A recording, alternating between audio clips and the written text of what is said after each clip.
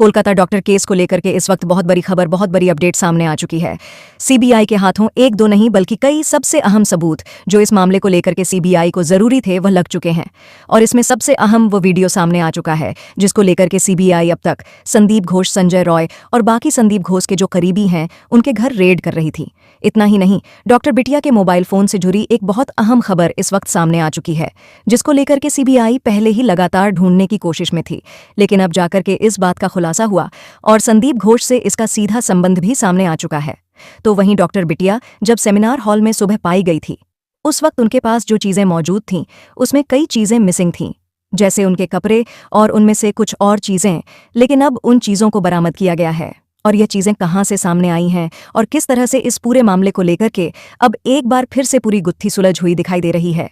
पूरी जानकारी आपको इस वीडियो में मिलने वाली है, तो चैनल पर बने रहे। साथ ही साथ वह वीडियो भी आपको दिखाएंगे जिसमें इस पूरी घटनाक्रम को लेकर के सामने चीजें आ चुकी हैं। तो चैनल पर बने रहे और साथ ही डॉक्टर बिटिया के लिए चैनल को सब्सक्राइब जरूर कर लें। और अगर अभी तक कमेंट बॉक्स में आपने RIP रिप नहीं लिखा है तो सबसे पहले RIP और we want justice for doctor जरूर लिखिए, ताकि इससे यह पता चल सके कि इस मामले में हम कितने एकजुट हो रखे हैं और इस मामले में कितनी प्रतिबद्धता है कि जल्द से जल्द न्याय मिल सके। दोस्तों, इस वक्त इस पूरे मामले को लेकर के अब तक की सबसे बड़ी अपडेट सामने आ चुकी है।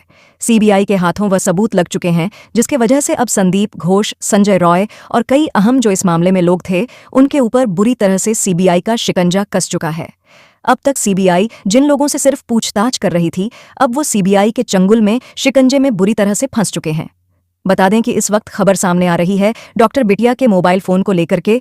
जी हां, डॉक्टर बिटिया के साथ जब पूरी वारदात हुई इसके बाद मोबाइल फोन वहां से गायब था और मोबाइल फोन बताया जा रहा है कि मोबाइल फोन एक ट्रेनी डॉक्टर के जरिए ही संदीप घोष के चैम्बर में पहुंचाया गया था, जिसके बाद संदीप घोष की तरफ से इस मोबाइल फोन से कुछ वीडियो फुटेज या फिर कुछ फाइल को ट्रांसफर किया गया था और ट्रांसफर करने के बाद अपने सिस्टम में उस फोन से वह फाइल डिलीट की गई थी और यह फाइल डिलीट करने के बाद संदीप घोष की तरफ से इन फाइलों को कहीं भेजा भी गया था और अब इस चीज को लेकर के सीबीआई उन फाइलों को रिट्राइंग थी। सीबीआई की फॉरेंसिक टीम ने भी इस पर लगातार काम किया था, लेकिन अब इसको लेकर के बताया जा रहा है कि वह फाइल भी वापस लाई जा चुकी है और इसमें बहुत अहम खुलासे को लेकर भी इस वक्त खबर सामने आ रही है। वहीं दूसरी तरफ आरोपी जो संजय रॉय है उसको लेकर के बहुत बड़ी अपडेट सामने आ चुकी है। संजय रॉय ने कई बार अपने बयान बदले, जिसकी वजह से सीबीआई इस मामले के तह तक नहीं पहुंच पा रही। लेकिन अब सीबीआई ने इस मामले को लेकर के पॉलीग्राफ टेस्ट जिस तरह से फेल हो चुका था उसके बाद अब खबर सामने आ रही है नारकोटिक टेस्ट की। जी हां, बताया जा रहा है कि अब आरोपी संजय राय का नारकोटिक टेस्ट किया जाने वाला है, जिसमें अब दूध का दूध, पानी का पानी हो जाएगा। अब क्या होता है नारकोटिक टेस्ट, चलिए एक लाइन में आपको फटाफट बता देते हैं। दोस्तों, नारकोटिक टेस्ट में एक ऐसा ड्रग दिया जाता है जिसके बाद से इंसान सबकॉन्शियस माइंड में चला जाता है और वह इतनी क्षमता में नहीं होता है कि किसी चीज को झूठ बोल सके, यानी कि उसके साथ वास्तव में जो चीज हुई रही होगी वह वही बताता है। ऐसी स्थिति में आरोपी संजय रॉय के ऊपर नारकोटिक टेस्ट को लेकर के अब कोर्ट से सिर्फ एक बार हामी मिलने की जरूरत है, इसके बाद नारकोटिक टेस्ट किया जाएगा। लेकिन वहीं दूसरी जो अब सबसे अहम खबर सामने आ चुकी है वो डॉक्टर बिटिया के साथ 9 अगस्त की सुबह पर्स जो 5 चीजें मिली थीं उनको लेकर के सामने आ चुकी है। सीबीआई लगातार इन चीजों को लेकर कोशिश कर रही थी कि इन चीजों से सबूत जुटाया जा सके, लेकिन सबसे अहम बात यह थी कि डॉक्टर बिटिया के पास जो सीबीआई को नोटपैड मिला था उस नोटपैड में असल में फिंगरप्रिंट के निशान मिटाए गए थे। जी हां, अगर डॉक्टर बिटिया उस नोटपैड को यूज करती थी और उसे किसी और ने नहीं छुआ था तो कम से कम उस पर डॉक्टर बिटिया के फिंगरप्रिंट मिलने चाहिए थे। लेकिन आपको बता दें कि सीबीआई ने जब जांच की थी तो उस पर डॉक्टर बिटिया के भी फिंगरप्रिंट नहीं थे, यानी कि उसमें से फिंगरप्रिंट को किसी केमिकल की मदद से साफ किया गया था और इस केमिकल की मदद से साफ करने की वजह से वहां पर कोई फिंगरप्रिंट मौजूद नहीं था और ना ही डॉक्टर बिटिया के फोन पर कोई फिंगरप्रिंट मौजूद था, यानी कि डॉक्टर बिटिया के बाद इस फोन को किसी ने तो छुआ था। और जब इस बारे में लेकर के जानकारी जुटाई गई तो पता चला कि रात के 1 बजे इस फोन से एक्टिविटी हुई थी जो कि डॉक्टर बिटिया की तरफ से नहीं की गई थी और इस खबर के सामने आने के साथ ही सनसनी फैल चुकी थी। सीबीआई लगातार इस पर अपनी फॉरेंसिक टीम को और एक बड़ी टेक्निकल टीम को लगा रखी थी, जिसकी वजह से इन सब चीजों की जानकारी को जुटाया जा सके। लेकिन अब जो खबर सामने आ रही है उसने और भी ज्यादा सबको चौंका दिया है। जी हां, संदीप घोष के ऊपर अब इस खबर के आने के साथ ही शिकंजा कसता हुआ दिखाई दे रहा है। बताया यह जा रहा है कि संदीप घोष के ऊपर एक नहीं बल्कि इससे पहले भी कई अहम आरोप साबित हो चुके थे और इन सभी आरोपों को दबाने की कोशिश की गई थी। और इतना ही नहीं, संदीप घोष की लोकेशन को लेकर के जो खुलासा हुआ है उसने सबको चौंका डाला है। संदीप घोष जिस पूरी रात इस वारदात को घटनाक्रम को अंजाम दिया गया, उसकी लोकेशन, उस रात की जो कोशिश सीबीआई वो ट्रेस करने कर रही थी, और सीबीआई ने अब संदीप घोष के माता पिता को भी सूचना भेज दिया है। यानी कि अब संदीप घोष के माता पिता को भी इस मामले में शामिल किया जा रहा है। इस मामले में कई अहम सबूत सीबीआई के हाथों लग गए हैं। सीबीआई इस मामले में जैसे जैसे जांच में आगे बढ़ती जा रही है, वैसे वैसे संदीप घोष हर मामले में सामने इंक्लूड दिखाई दे रहा है।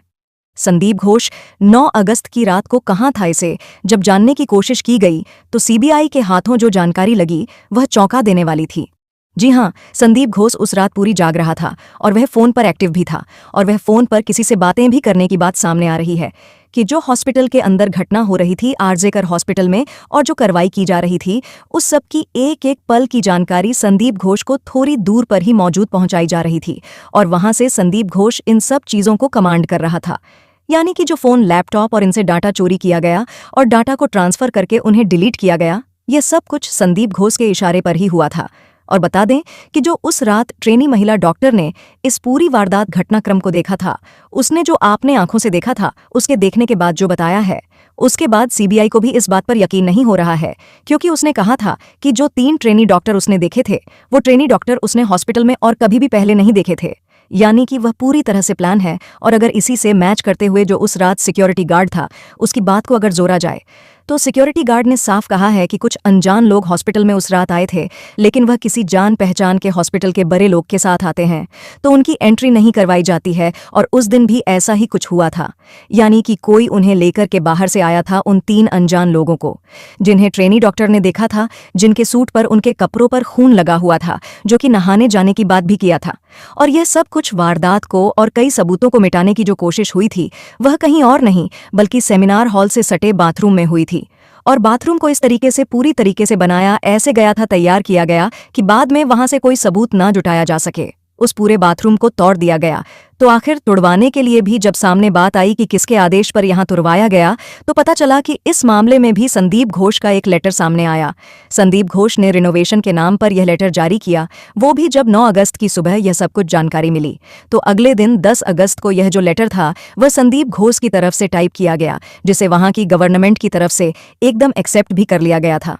ये सबसे अहम बात है कि इसके तार कहीं ना कहीं बड़े लोगों तक जुड़े हैं, क्योंकि अमूमन अगर एक लेटर भेजा जाता है तो उसको टाइप होने के बाद उसे पहुंचने में और इसके बाद एक्सेप्ट होने में कुछ वक्त लगता है, लेकिन इसमें बिल्कुल भी वक्त नहीं लगा। चीजें बहुत फटाफट की गई और जानबूझ करके इन पूरे सबूतों को खत्म करने की कोशिश की गई, ताकि यह सारी चीजें किसी और के हाथ ना लग सके। और इस मामले को लेकर के सीबीआई और कोर्ट ने तो यहां तक कह दिया है कि इस पूरे मामले में कोलकाता पुलिस की भूमिका भी संदिग्ध दिखाई देती है। कोलकाता पुलिस के कुछ लोग ऐसे सामने आए हैं जो इस मामले में साफ दिखाई दे रहा है कि इस मामले में जो गुनहगार पक्ष है उसका समर्थन कर रहे हैं। इतना ही नहीं, डॉक्टर बिटिया के माता पिता ने जो खुलासा किया था उसके बाद चीजें और साफ हो गईं। उनके माता पिता ने कहा कि डॉक्टर बिटिया के साथ यह सब कुछ होने के बाद उन्हें पैसे की पेशकश और मुंह बंद रखने की बात की गई थी। जब यह बात कही गई थी तब उन्हें यह बात समझ में नहीं आई थी कि आखिर किस आधार पर उन्हें मुंह बंद रखने की बात कही जा रही है। उन्हें यह लगा था कि आखिर वजह क्या है, किस चीज पर उन्हें मुंह बंद रखना है। ये बात समझ में नहीं आई, लेकिन बाद में धीरे धीरे जब यह पोल खुलती गई तो अब यह बात सबके समझ में आ रही है कि किस आधार पर यह सब कुछ किया जा रहा है। वहीं इस मामले को लेकर के अब डॉक्टर ने जिस तरह से विरोध किया है, तो अब सुप्रीम कोर्ट की भी बात नहीं मान रहे हैं। ऐसे में ममता दीदी की बात को मानने के लिए भी यह डॉक्टर तैयार नहीं है। कल जो बैठक होने को थी, लेकिन वह बैठक में डॉक्टर और सरकार के बीच सहमति नहीं बन सकी, जिसके बाद इस पूरे मामले को लेकर के बैठक भी निरस्त हो गई। यानी कि इन सब मामलों में सबसे अहम अगर बात करें तो वीडियो फुटेज की अब बात आती है। यानी कि इस मामले को लेकर के जो वीडियो फुटेज थे वो आखिर कहां है, और आखिर इन वीडियो फुटेज को जानबूझकर करप्ट क्यों किया गया। अगर बात करें तो सीबीआई ने कहा है कि उन्हें 12 घंटे के वीडियो से महज 27 मिनट का वीडियो मिला है, जो कि जिसमें भी कुछ भी मौजूद नहीं है, यानी कि जैसे कुछ भी डिटेक्ट भी नहीं हो पा रहा है।